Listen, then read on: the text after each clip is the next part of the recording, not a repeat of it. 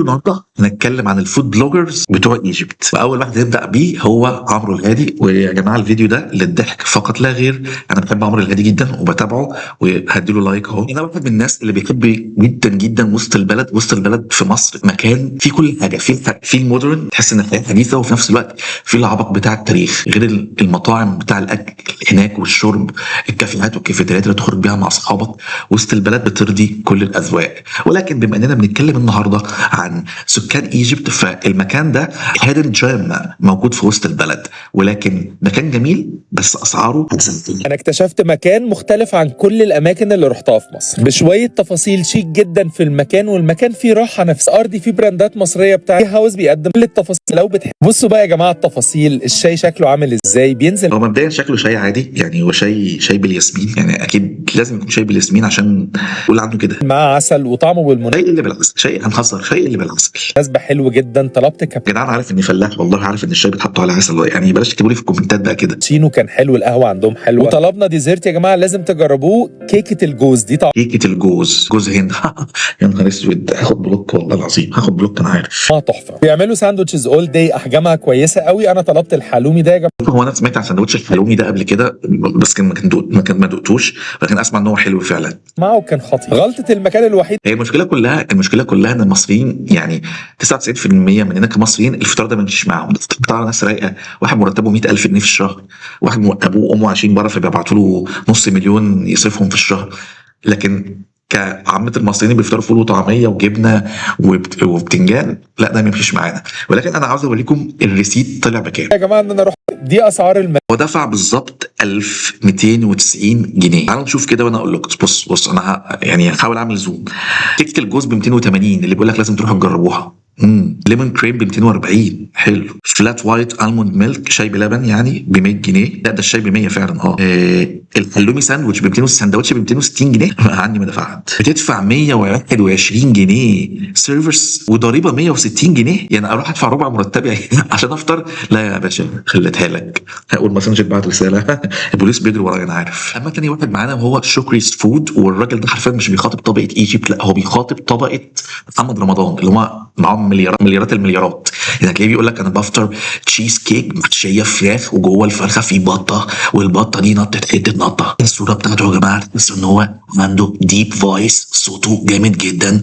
طبعا كلنا عارفين ان انت لازم تاخد البوز دي وانت بتتصور، وتاخد تيست من كوكا كولا. الصوره دي من 2022 وما اتغيرتش. فيلا بينا نشوف الفيديو الاول بتاعه. حاسس ان انا المفتش كلهم، بس ما جبتش حاجه من عندي. نيو ترافل رينج باي 8 باك. انا ما اعرفش مين 8 باك دي، بس عامه نشوف اسعارها ونشوف حاجتها كام. كنت قلت لكم قبل كده ان ده واحد من اكتر الاماكن قلت يا جماعه انا بصور الفيديو ده يوم الاثنين، وانا اصلا بصوم الاثنين والخميس الحمد لله، فانا صايم دلوقتي، فليه اتفرج على الفيديو ده وانا صايم؟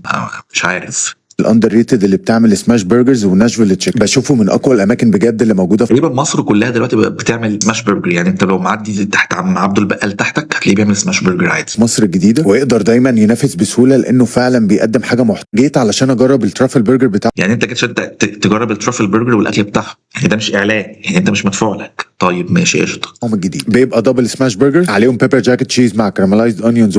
والله العظيم انا لو رحت قلت لوالدتي انا عاوز بيبر بلاك تشيز وكراملايزد اونيون ومايكل جاكسون والناس دول، والدتي هتقول لي القلقاس جوه في الثلاجه. مشروم والبان من تحت ومن فوق. اسمه عيش، اسموش بان، اسمه عيش، وعيش كايزر ما اسموش بان. ماشي. فوق واخده ترافل صوص، طعمه بجد يا جماعه تحفه. واكتر حاجه بتعجبني هي الكراست بتاعت السماش برجر بتاعه. وبمناسبه الترافل برضو عاملين ترافل فرايد اونيونز مع باربيكيو مايو صوص، من احلى الساندوتشز بجد، فيها 5 بيسز. بصوا انا بالنسبه لي بحب الاطباق دي اللي بيبقى فيها تشيكن وفرايز، عشان بتكلم انجلش عشان ده فيديو ايجيبت وكده، والصوصز والبيكلز اللي هو الخيار المخلل. يعني الطبق ده حلو بس اكيد سعره 400 جنيه ففاكس برضه. بيبقى معاه فرايد. بعدين انا عاوز اسال سؤال، هو ليه الاكل في مصر غالي؟ يعني انا واحد قبل كده طلعت بره مصر، عشت بره مصر فتره، والاكل بره رخيص. يعني اي حد بياكل اللي نفسه فيه. ليه في مصر الاكل عندنا غالي؟ جديد شويه. 8 باك هتلاقوه قدام تيفلي دوم في مصر الجديده، جربوها. استنى الحمد لله الاعلان بتاعه ما يتوهش. مصر الجديده. انا عايز اشوف اسعارهم كام. انا ادخل على صفحتهم 8 باك برجر، دي الصفحه بتاعتهم دلوقتي. هنشوف المنيو. بسم الله ربنا يستر. 153 160 145. شايف الاسعار البيزك العاديه يعني، مش الحاجه الغاليه قوي يعني. اسعاره يا نهار ازرق ده 208 100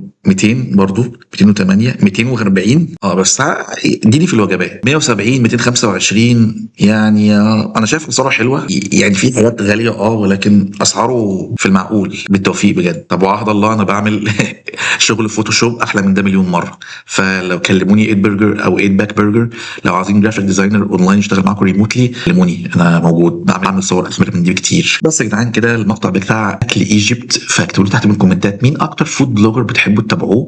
لينكات السوشيال ميديا بتاعتي كلها سيبها لك في البين كومنت وفي الوصف، سواء قناه الجيمنج او الفيسبوك او الانستجرام. بقى روقوا عليا لايك فولو واشتراك. انا حلم حياتي ان اكون يوتيوبر يعني. اتمنى تساعدوني اقدر احقق الحلم ده. اشوفكم في مقطع تاني قريب. انا ميدو، مع السلامه.